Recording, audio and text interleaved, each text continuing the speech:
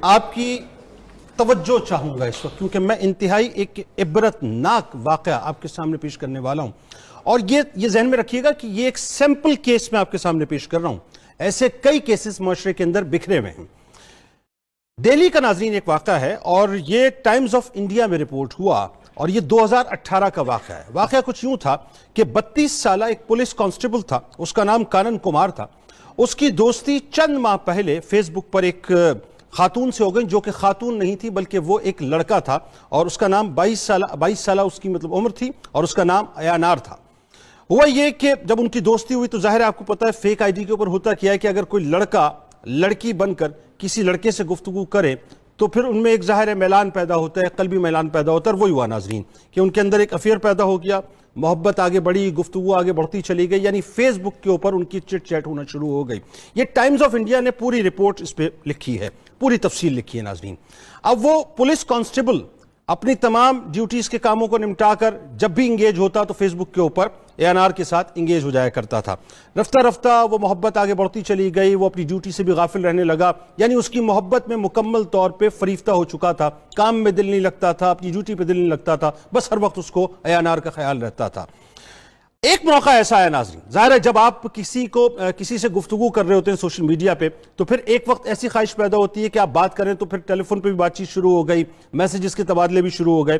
پھر وہ موقع آیا کہ جہاں پر اس پولیس کانسٹیبل نے یعنی کانن کمار نے یہ خواہش ظاہر کی کہ تم مجھ سے ملاقات کرو. اب جب ملاقات کی اس نے بات کی، چونکہ وہ فیک آئی ڈی سے تھی، یعنی یہ خاتون بنی ہوئی تھی، ویسے وہ لڑکا تھا، تو اس نے منع کیا، تھوڑا سا پسوپیش سے کام لیا اور یہ کہا کہ جی ٹھیک ہے ملتے ہیں، یعنی وہ ڈیلے ٹیکٹس اس نے استعمال کرنا شروع کی. ہوا یہ ناظرین کہ وہ پولیس کانسٹیبل نے اس کو فورس کرنا شروع کیا کہ میں تم سے ملاقات کرنا چاہتا ہوں. جب اس نے صریحاً ملاقات سے انکار کر دیا تو پھر اسے کچھ تشویش ہوئی کہ معاملہ کچھ مشکوک ہے. اب وہ اس کی تحقیق میں گیا، اور ظاہر ہے یہ بہت آسان ہوتا ہے کسی کو بھی ٹریس آؤٹ کرنا. اس نے ٹریس آؤٹ کر لیا کہ جی یہ تو لڑکی نہیں تھی بلکہ یہ تو لڑکا تھا، اور لڑکا بن کے میرے جذبات سے کھیلتا رہا، مجھ سے عشق اور محبت کی باتیں کرتا رہا، مجھے بیوقوف بناتا رہا، یہاں تک کہ ناظرین اس کو اتنا غم و غصہ ہو گیا، یعنی وہ اس حد تک جو ہے وہ ٹوٹ چکا تھا کہ وہ گھر گیا، گھر جا کر اس نے کمرہ بند کیا، زہر کی بوٹل لی، زہر پیا، اور اس کے بعد وہ سو گیا. اتفاق ایسا ہوا کہ اس کی زندگی تھی، وہ بچ گیا. جب وہ بچ گیا تو اس کے دوست وغیرہ جب اس کی عیادت کے لیے آئے تو اس نے سارا ماجرا بتایا کہ ایسے میں چند مہینوں سے ایک خاتون کے اوپر فریفتہ تھا، لیکن بعد میں مجھے جا کے پتہ چلا اصل راز یہ ہے کہ وہ تو فیک آئی ڈی سے سارا کام تھا، اور وہ خاتون نہیں تھی بلکہ ایک مرد تھا.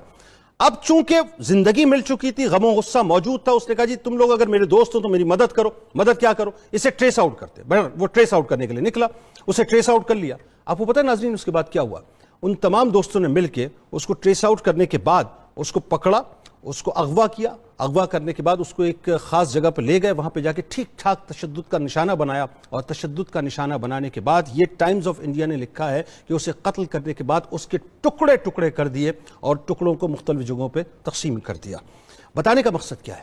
بتانے کا مقصد یہ ناظرین کہ یہ ایک تو ایسی کئی اسٹوریز آپ کو پاکستان میں بھی نظر آئیں گی کہ جی جہاں پر ہم فیک آئی ڈی سے کام کرتے ہیں، فیک آئی ڈی سے ایک دوسرے کو بیوقوف بناتے ہیں، لوگوں کے جذبات سے بھی کھیلتے ہیں، جھوٹ بھی بولتے ہیں. پھر ظاہر ہے اس کے اندر جو ایک بد تہذیبی یا نازیبا جو ایک کلچر کو فروغ دینے والی بات ہے وہ بھی ساتھ ساتھ چل رہی ہوتی ہے.